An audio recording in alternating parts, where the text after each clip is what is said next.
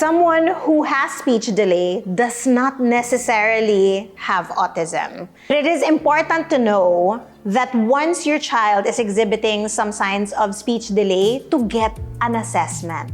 Hi, I'm Kate Chiseco of Teacher K Talks. I'm a speech-language pathologist and a proud member of the Smart Parenting Board of Experts. In this episode of Experts Weigh In, we are exploring speech-language pathology, its purpose, its benefits, and what parents need to understand. How do I know if my child needs speech therapy?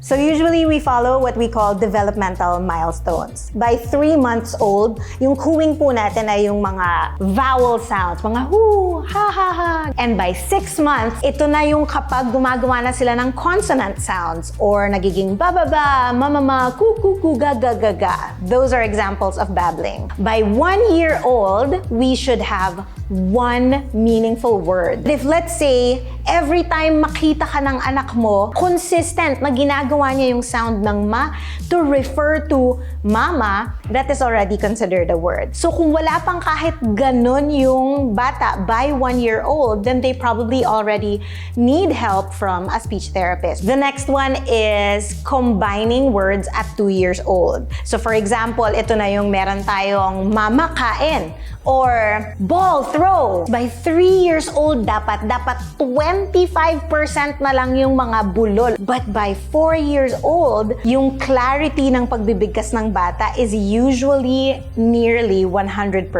So in the example of 5 years old na bulol pa, they really need some help figuring out bakit hindi klaro yung pananalita nila. What age should a child start speech therapy? There is no set age. It is any time in their lives that they look like they are having difficulty. I have had babies come in at 18 months old when their parents noticed that their child wasn't producing any sounds at all. For example, at 10 months old, hindi pa nagpapabuhat by doing this to gesture to you or doing this to get something, like really nothing to show that they want to communicate, your child can already benefit from speech therapy.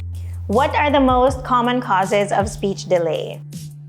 Hearing impairment or deafness from birth, because if children can't hear sounds, it is harder for them to develop speech. Yung mga nahirapan sa labor, merong time na nawala ng oxygen sa brain. Yung mga babies that were given early exposure to screen time from 0 to 2 years old, when their brain is just developing all the ways to learn through their senses, pero ang exposed lang nila ay puro visual and auditory lang.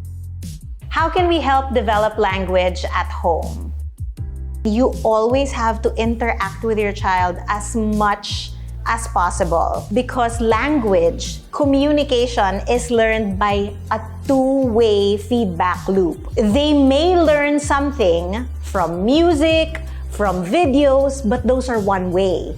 And therefore, they don't learn how to react to those things. So always playing with them, less questions and more comments. So for the parents that are fond of saying, "What's this? Say this. Can you say it again?" It's much, much better if you can just comment on everything that's happening. Oh, it's a blue ball. Yes, that ball is bouncing. Your child, with the right timing, will understand, oh, mama is pointing at this. And that is different from this, which she said is a red ball. That must mean it's the way it looks. Of course, having increased interactions means having decreased screen time. And to really observe how your child communicates with you and to accept all ways of communication, whether they are starting with gestures or they are already starting to say single words. Educate yourself and look at resources like Teacher K Talks on YouTube, where I give speech therapy tips and things you can try at home for better, richer language stimulation.